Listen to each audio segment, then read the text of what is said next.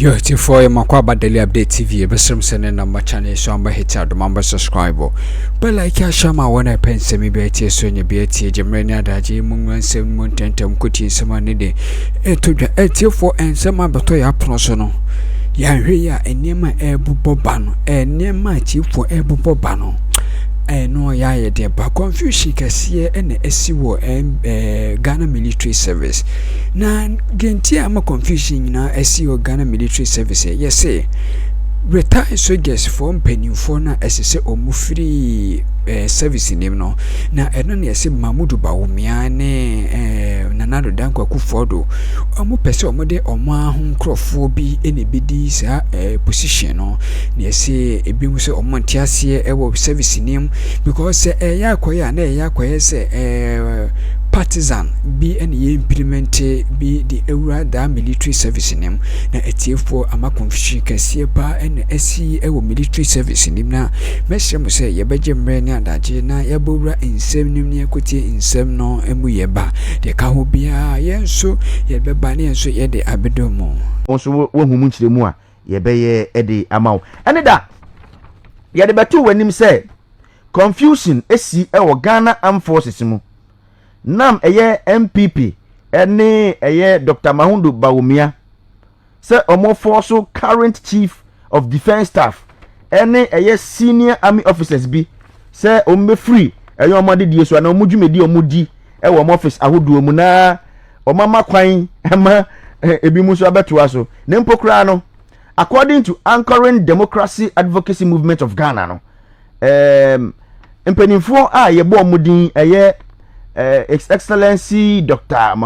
Bawumia any MPP mpenifo you know akwese omo makwan ama party boys bi na abeteki over position chief of defense staff any positions in the Ghana Armed Forces mu said be beboa na come December 7th 2024 election no or ekwan bi ompeso omo di Ghana for faso bia na ma ekwan dem no mutumi di nkunim no mukuko omunim no mutumi di but anope yetete anase yenya press release bia eno so free Jubilee House eba na sa press release no extra ensema abetodwe free Anchoring Democracy Advocacy Ghana movement yi anase Anchoring Democracy Advocacy Movement Ghana yi enkomo free ho ba no Ghana fo nyina yentungu mo bia mfa nadwen enkosa nkomo yiso say enko but omo headlines no yehu pa o wo hwe headline na yehu pa omo se Cònfusîon in Ghana Armed Forces as MPP and Dr. Bawumia forcing the current chief of defense staff and senior army officers out to pave way for their party boys ahead of December 2024 elections. Na headline yehu pa ye bo modern free openia ni nsase dwumedi yase enra ukaya ye call efa free openia yesusu wose ni nsase krata we yase ma obeka nsem na mechre openi Azubila Emmanuel Abdusalam a on ye the executive secretary edema Adam GH mechre Anchoring Democracy Advocacy Movement of Ghana obeka nsem bebre but anopay de yatie no so yasem foforo na ne yatie no extra sansema Anchoring Democracy Advocacy Movement Ghana Adam GH4 ede ebetu dwane yentungu kra na sa press release we na aba no nimpa ni sasase Agent Ahin Director of Communication Director of Communications edema the Presidency na press release abai every Communication Directorate wo Jubilee House omuna de sa press release we edi aba na omochira allegations of politically motivated changes in the hierarchy of the Ghana Armed Forces headline omode to so man omo for immediate release allegations of politically motivated changes in the hierarchy of the Ghana Armed Forces. Na press statement omode bae no omochira the office of the president has taken notice of a publication on social media alleging a deliberate attempt by the presidency to orchestrate politically motivated changes within the hierarchy of the Ghana Armed Forces, with the sole aim of using the military to brutalize citizens during the conduct of the December 7th general election. The publication alleges further that a meeting was held at the presidency on Tuesday, 2nd January 2024, to discuss the so-called politically motivated changes in the Ghana Armed Forces. Indeed, the President of the Republic and a Commander-in-Chief of the Ghana Armed Forces, Nana Addo Akuffo, held a meeting with head of security agencies at the Jubilee House on 2nd January 2024, a meeting which has become an annual feature on the President's calendar at the beginning of the new year. At these meetings, the head of security agencies call on the President to offer him their best wishes for the coming year, with the President also using the opportunity to express his appreciation to them for their continued commitment to safeguarding the peace and stability of the nation. And meeting anchoring democracy advocacy Ghana movement omo edibaye say ekoso ewoye Jubilee House no press release a free presidency ba na kire say meeting ekoso 2nd of January no eye benada bese twemu no meeting ni de say omo kasa ankoso Jubilee House wa na omo boa meeting ni koso na mom said the anchoring democracy advocacy Ghana movement kire say meeting ni koso say omo pese omo sesa eye empenifo bi ewo Ghana Armed Forces mu empokura no current chief of defense staff omo pese omo yi no na omo sen yi senior army officers bi free ho ema party boys bi beje meka ne say sa positions wey na omo hwe na December 2024 omo ye niema bi ma MPP edin konem no enim Ghana fontungu na afibia no say ye fi ase a eye mampani na sede ye say ohia empanimfu adedada mefka ne say security agencies ni na ano yes security agencies ni na no sede be ya omema omo ho afishiapa empokura na empanimfu omoda security agencies na ano so no ebema omampani afishiapa na anu akire no mampani ahwe na oni o ma twen komo ahwe kwan on befa so a bambo befa no to mapefri efraye ewo oman mu na eyense mebre so asem we anchoring democracy advocacy movement Ghana Adam GH omuso msense sa press release yaba na omuni aban ne ya adwen yesa kwa homa no so na ye ne the executive secretary edema Adam GH eno ene na twetwe nkomo yesa kwa homa no so na ye ne na kwatwe nkomo se ene press release a yensa kanie na omususo msen na asem na moka no akoba ne se jomo se I take a different twist altogether. Yes, asem na omode abana I take a different twist altogether. Na emu chire mu tesen ye kwa homa no so na ye kwatwe nkomo aba ye ba de to aso nyina ye de be mawo me ko na me ne executive secretary edema Adam GH Mr. Azubilla Emmanuel Abdusalam akwatwe nkomo name Emmanuel otime kan homa no so aye mo akwa de ba adehye 99.1 FM Kumasi 104.1 FM so ye we mejo so na me kira adehye FM atifo yina no pay ye je so da wasese onya ebrama ye anopai enra ye twe nkomo efa press release amode baaye efa ye meeting bi e ko so e wo Jubilee House ena no penada no ye twe nkomo fa ho na ayemhihie pa de mai wabra ye hu sa press statement yi ekire ena ye da sorry ya yasati fro every eye presidency signed by eye Eugene Ahen na ye bisa ehunu monya sakrata bi akenkan pa che ye saka mo saka no muso musan because akoba na sa take mo press statement am de buy no I take a different twist altogether ana yes me that say just say the wodi kan ebo yedi no ye fe anchoring democracy advocacy movement Ghana how charity ye fe Adam GH and as a civil society organization, I mean, yes, sure, say, the Babontain, I be 2 foot 2, a good gun of winning. Now, metie you gyina ahe asɛm a ndura ɔka nyina no akɔyɛ sɛ ɔmanpanyin hyeɛ no atiefo na tim sɛ ye bo ransom fufuo no mu dia na tim sɛ sese no military service na nkasa na Ghana for military for penifo atiefo reporter en saka no yeso omubu ofu papa omubu for because si o man hwe ya democracy ne ebese Ghana democracy no ebese because enkrofo bi pese o mu take an advantage use political party edi say Ghana democracy no ba omo sisi na omo empene oman yo madwen se omo si na nkom begu oman panyin mas but yesi insu tapo ncheni a woje wo ntina mama babo ntinde kokobo si ema aban no anhweye na aban yeso betu so atuade a ene atiefo yemongrom yentie nsem no en kan okre entre yen say your press release na ba ama to say abaye public discourse ntina omampeni atwea sensan dia omomaye ti ase say oh ampa na BBC na ye ba abaye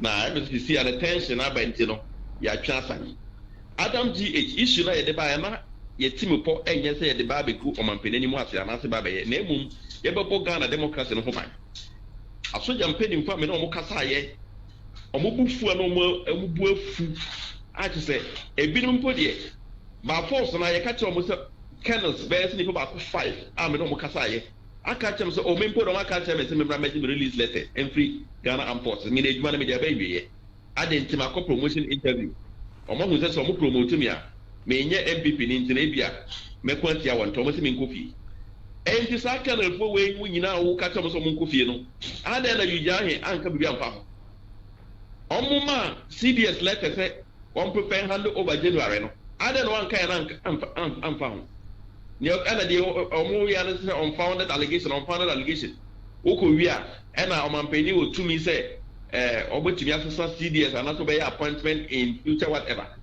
in your release no ya nkaso omampani ni tumi say obesesa CDS and also obesesa soja peni bi na mum an election year ya nsesa asoja mpeni mfo na say a security top hierarchy omona hold the security front of the country no you don't change those people in an election year and so man pay that sana adwin a enka any die kwan so ano nka aka say okay aja say yesi peni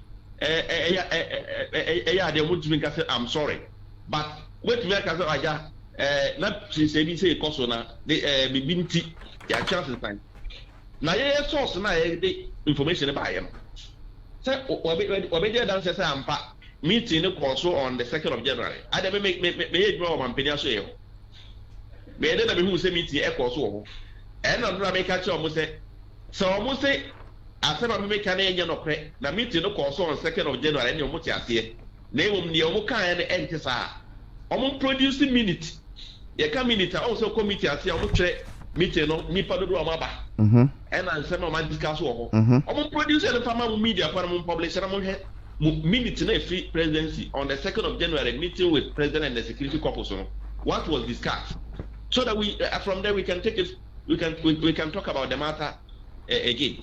You see, sometimes we are not challenging the authority of the presidency or impeding for all what we are saying is that the soldiers are not happy with the political manipulation in the Ghana armed forces and in fact tempers were high. May they release the buyer a soldier paid informer from Omodia for show a casa. A soldier and kid to a friend Omodia for show a casa. Mian Katana a Bobby because a democracy now, yeah, civil society organization, yeah, casa I am within Cobo and Opaino. Because of democracy, when yes, I came to me in Cobo and Opaio force of me one. And a woman yasi and boss I a democracy and woman. Yet to me, Trase Emma Akuffo Emfa Ghana. The Democrats and Fantu Chacha. Now, Ushe Niasuja Foye on election year.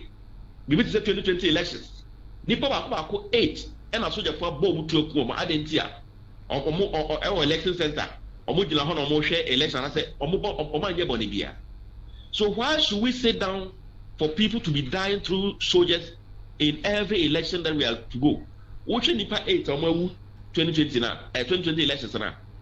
And Osha Abai Amambo Etimu and Ghana Pony Nabre Ubia Suna. Where Amambo and sacrifice 8 lives in order to have such a government. We don't pray for that. Exactly. I don't think 2024 election we should sacrifice even a single soul just to elect our political leaders. No. And then the year country our penny said, near almost soldier 4 years in 2020 elections. Any plans almost now for see towards 2024 election, we will not allow that. And then the who here said, you the media, we the civil society organizations, say no crew, say no crew. We have to let the authority understand that we cannot use Ghanaians as guinea pigs or using us for shooting practice on every election year. That thing will not happen. So Assistant Agena said they are going to hold on to the changing of CDS and holding on to the releasing of kernels and those things now. Then I think Ghana we are safe. But if they want to go ahead with it, then I think we are sitting on a timing bomb because the soldiers are very, very angry. And in fact, if they have confidence in you and they speak to you, you understand that tempers are very high in the Ghana Armed Forces. Right. There may be some say President Betumi ISR changes we say Chief of Defense Staff Efre Nejumediemu and I say or permanent Fejumedie bi a wo diemu and also be change executive yo mo Ghana Armed Forces mu wabra onfa constitution no emfa nya adwuma because press statement Eugene Ahen was sign na aba mountain so no ekira aban tumi nya nsesan bia wabra onfa constitution enya adwuma na nsesan bi beba mpokura no o de constitution ebe ya adwuma fi say Ghana Armed Forces no a very, very important institution. Yes, yes. Now we say Ghana Armed Forces any or more regulations any or more mra omo de ye o medjuma na omo se o mampeni ase o mampeni na ye the commander in chief of the Ghana Armed Forces or to me, but on election year you don't do changes and a simplicity. We say o mampeni or to me so IGP member. Yeah. Now we say unless George Mensa tape here about one thing. Any choir number fast some fancies and IGP just because one penny one boys and call a sin no by election. And one pie give us IGP money. These are some of the things I can say. You have the power, but you cannot misuse the power because you want to use the security to do what you want. And if you realize that maybe some of the security hierarchy are not ready to do that, it doesn't matter sound. We are then you cause problem. Because Osha Alex George Mensa tape about everything was clear. Near no more Emma a person will IGP floor of a federal police phone could to trust them. I know OT Alex George Mensa can't order the That's right. That they want to use their voice. Mm-hmm. They also have their voice in the military. So they are only done parade through Alex George Mensa tape on the same thing. So almost CDS Amuama Afi. So why should we politicize our police and our soldiers and put guns into their hands through party affiliations? So that they will go and kill those who are not in line with their political affiliation or whatever. Our democracy has it gotten to that? Say young for two, even Kunku or need the same political party just because they owe to me. When you have power, you don't misuse the power to the detriment of killing people. Just because you want to maintain power, you don't do that. When you do that, the nation will resist. And when the nation resists, I saw your phone to me a demonstration. They said the men over to me a sequence and the placard said you go for a demonstration. And to one bush, Umabu for no cost rather say a payment and then no mayor is over here no matter what. And also Empesa didn't be see.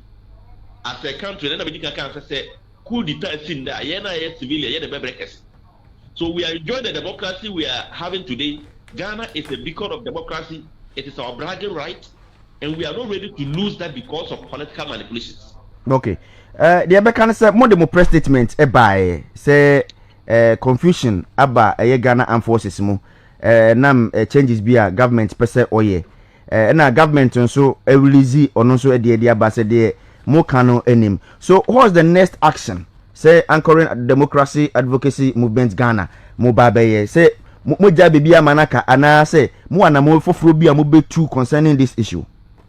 Openi asema me kan yere e me sure say wa wote studio no ehu abo na say ehu abo afa ya soldier for anamobɔ ne anka ɔmampani ne mpani fo pɛ sɛ ɔmutu fa ho ehu abo na ehu de enya me nkwa na abɔ me Ghana fo nyina pɛ sɛ emema ma sɔre pa na sɛ confusion is omumu a menyi ne sɛ oman ye da ebeda wo.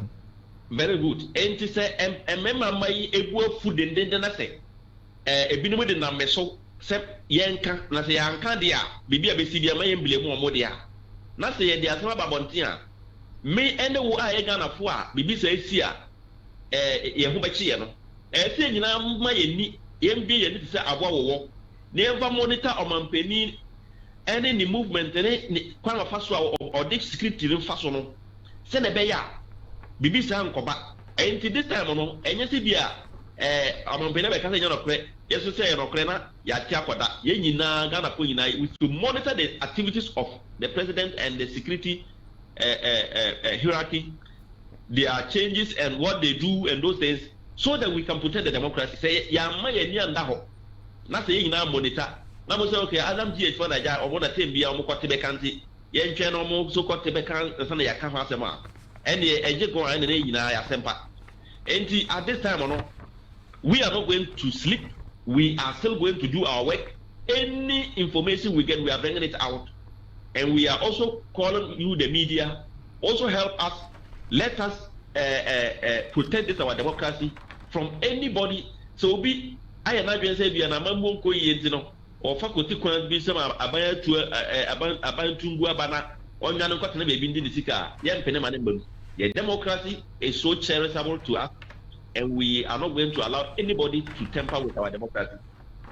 Right, yebedasi pa miaminim Mr. Ima yebedasi anope anase Mr. Azubila Emmanuel Abdusalam yebedasi anope ene komoni adwin e wade FM so. Okay, yebeda eye the executive secretary Adam GH Michre anchoring democracy advocacy movement Ghana yebedo Etiefo yadamase samoje brewa daily update TV ebesom se dani day na mumraha na mbetie nsem no afi so comment section ho ya mudia mbetime leave comment ho yenso yebe reply mo yadamase